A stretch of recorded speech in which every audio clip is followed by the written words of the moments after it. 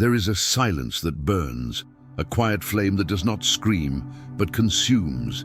It is the fire of wanting, the invisible current that moves the world while condemning it to eternal restlessness. You feel it, every morning, in that subtle tension behind your ribs, in every goal you reach that dissolves into nothingness just moments later. It is the paradox of modern existence. The more we chase, the emptier we become. Schopenhauer called this force the will to live, Wille zum Leben, a blind, ceaseless impulse that animates all life. It is not a conscious will, not a deliberate choice. It is deeper, older, woven into the marrow of existence. It is the heartbeat behind every desire, the hunger to continue, to possess, to control, to become. The will does not rest. It knows no satisfaction. It simply wants, and in its wanting it creates suffering.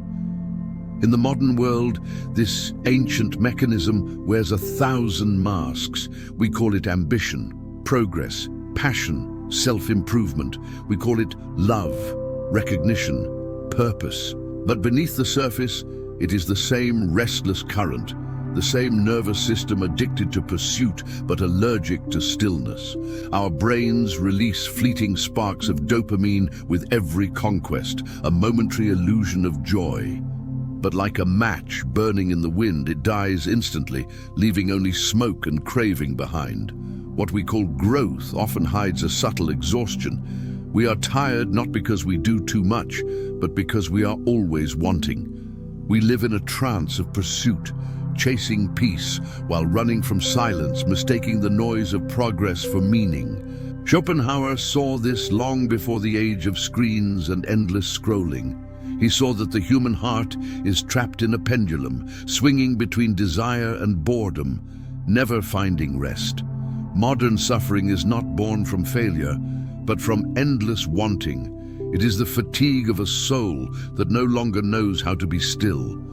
The body longs for rest, yet the mind fears the void that rest reveals. And so we run toward success, toward recognition, toward love, always toward something, never within. We call it hope, but often it is merely escape.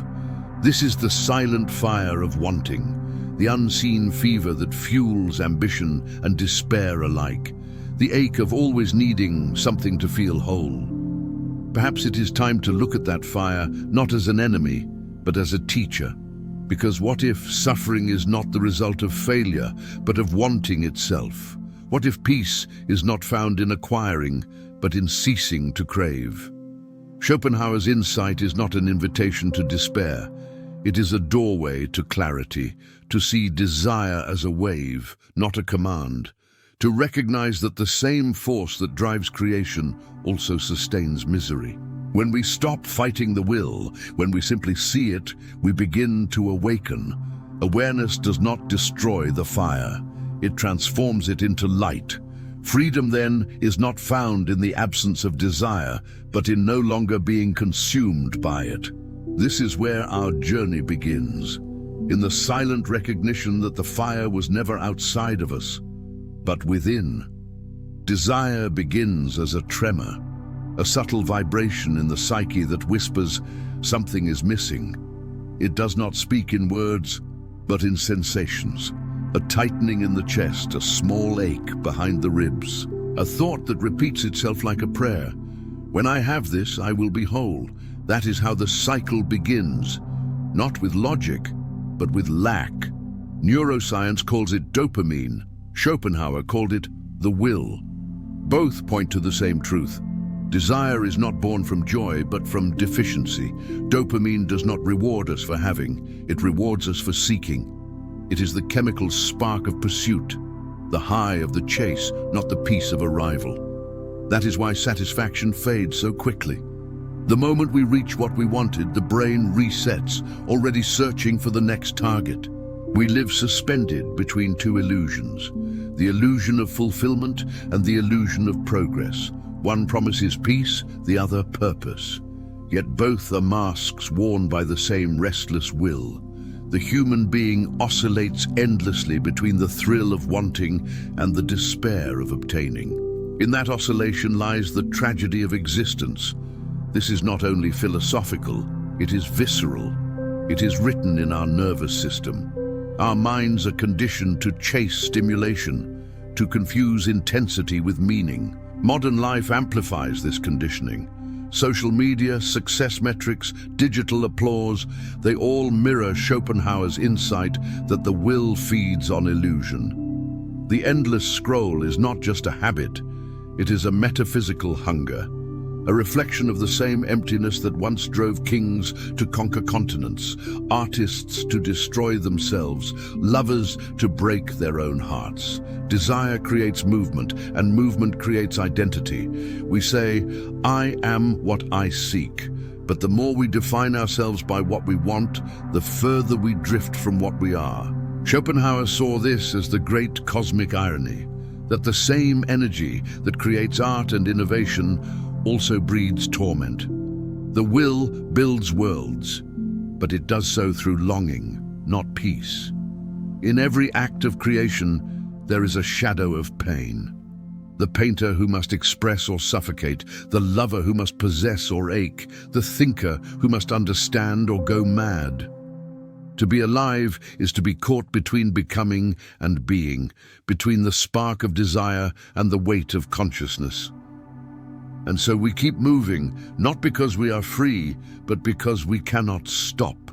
Perhaps that is the true architecture of desire, not a staircase toward happiness, but a loop, a labyrinth with no exit, only deeper corridors.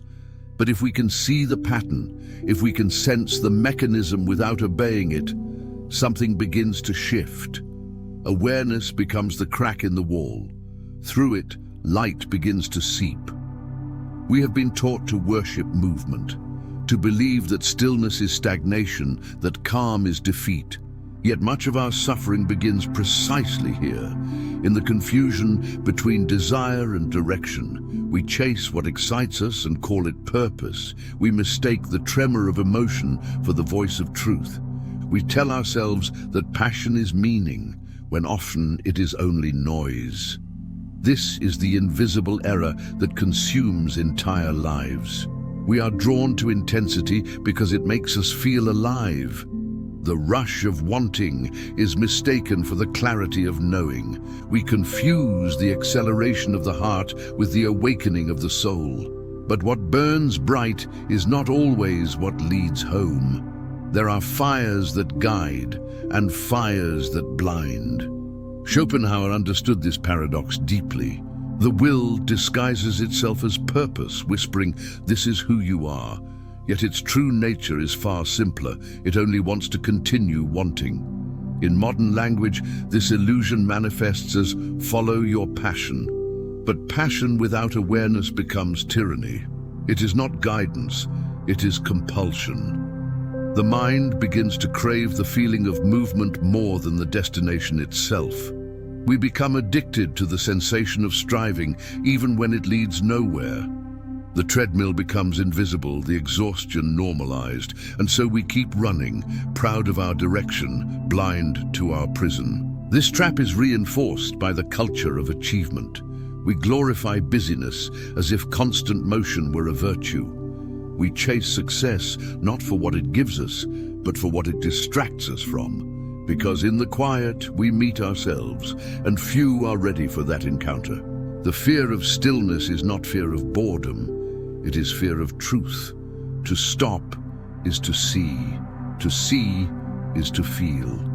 And to feel is to recognize the gap between who we are and what we pretend to be. There is a spiritual dimension hidden beneath this psychology, what could be called vibrational dissonance. It is the tension between what the soul longs for and what the ego demands.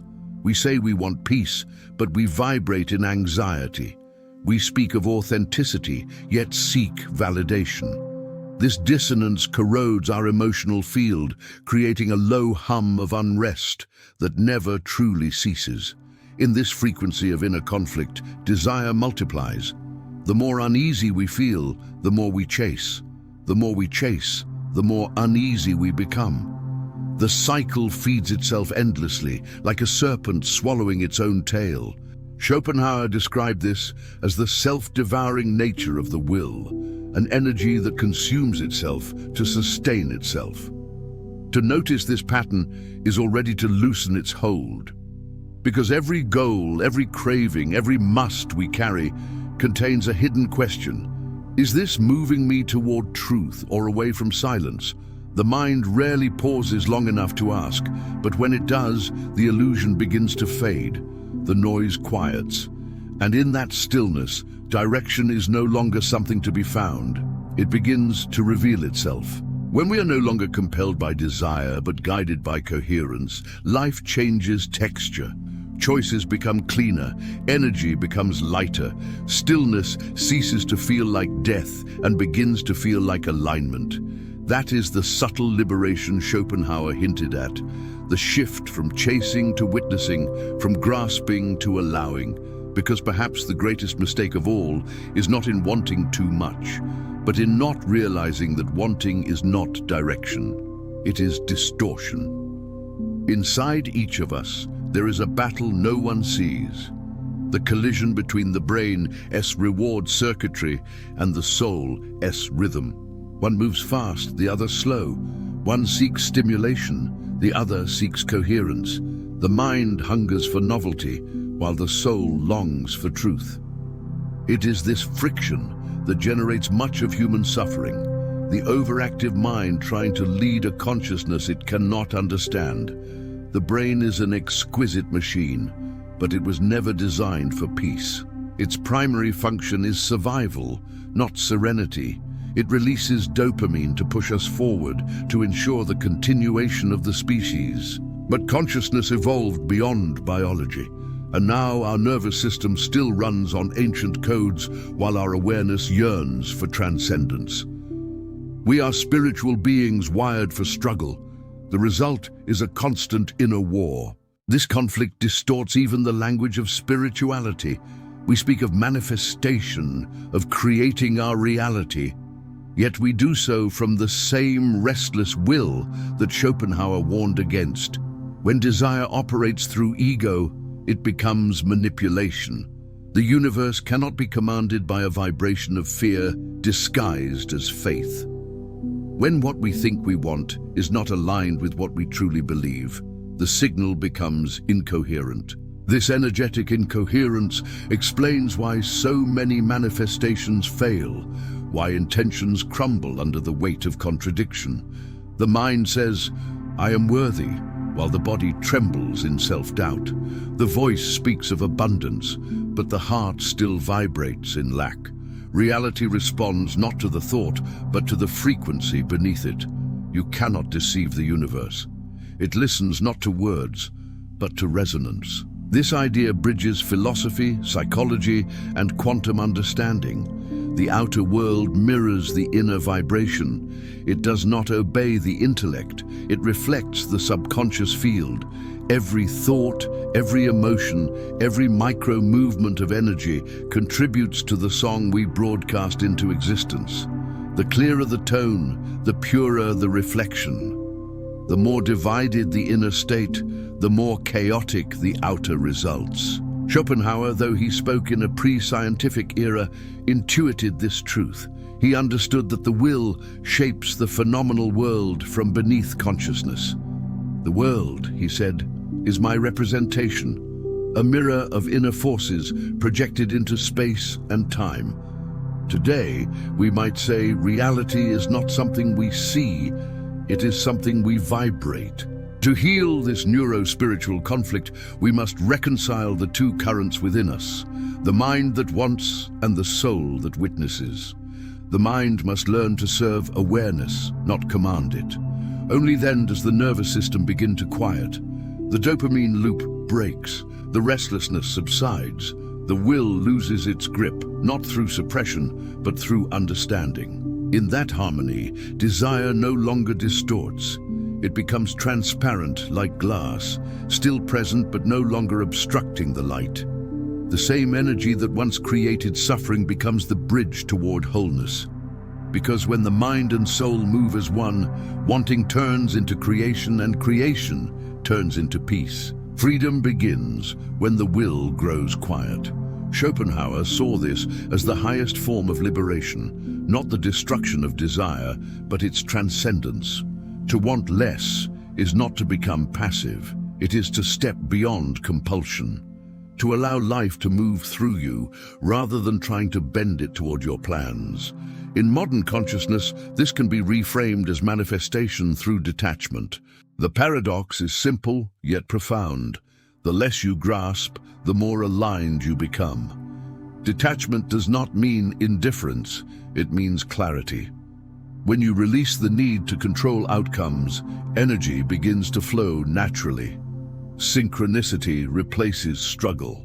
This liberation begins in observation. When a desire arises, instead of obeying it, you watch it. You feel its pull, its urgency, its promise, and you let it pass like weather through the sky of your awareness. Each unacted desire weakens the grip of the will. What remains is not emptiness, but space. And in that space, peace begins to grow. Emotional surrender is not collapse, it is coherence. It raises your inner frequency because resistance dissolves. When you stop pushing against life, life stops pushing back. This is not mystical thinking, it is neurobiological truth. The parasympathetic system activates, the heart rate steadies, the mind opens. You begin to experience flow, not as an effort, but as your natural state.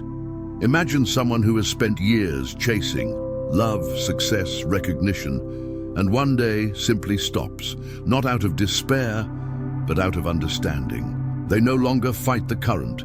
They begin to see patterns, coincidences, moments of grace appearing without struggle. The world did not change, their vibration did. And in that shift, life begins to unfold with a quiet, effortless intelligence. Wanting less is not deprivation. It is refinement. It is discovering that you can have without clinging, experience without owning, love without losing yourself. In that stillness, abundance is no longer something you chase, it becomes something you emanate. Because the moment you stop trying to possess life, life finally begins to meet you. Desire, in its raw essence, is not evil. It is a mirror, a symbol pointing to what within us remains unintegrated. Every craving is a message, every obsession a reflection of energy asking to be seen. Jung would call this the shadow at work, the unconscious attempting to communicate through longing. When we repress desire, we do not transcend it. We drive it underground, where it festers and mutates. The key is not suppression, but integration. To look at desire and ask, what part of me is speaking through this? Sometimes it is the child longing for safety. Sometimes it is the soul seeking expression. Sometimes it is simply the body remembering its own impermanence. Integration transforms suffering into clarity. It allows the energy behind the desire to transmute into awareness. Journaling, reflection, honest inner dialogue. These acts are not self-help rituals, but alchemical tools. They transform the fire of wanting into the light of understanding. Desire then becomes the candle and the burn. It hurts, but it illuminates. It shows us where we are still divided. Awareness, when fully awake, becomes the flame that no longer hurts. The same fire, purified. Desire is not to be destroyed. It is to be transcended through understanding. Schopenhauer saw the world as suffering. Nietzsche saw in that same suffering the seed of creation. Between them lies the full spectrum of human transformation, from resignation to rebirth. Where Schopenhauer whispered, "Stop wanting," Nietzsche answered, "Become through your wanting. To turn pain into art, to turn limitation into power, to turn the same will that once enslaved you into a force of creation." True liberation is not found in emptiness, but in mastery. Not in erasing desire, but in no longer being ruled by it. The will remains, but now it serves consciousness, not the other way around. When the need to possess dissolves, what remains is pure being. the essence that neither lacks nor fears, the awareness that watches the tides of wanting rise and fall without drowning in them. This is the stillness beyond wanting, the peace that no pleasure can imitate, no ambition can purchase, and no loss can destroy. It is not absence, it is presence, the quiet pulse of existence freed from the fever of more.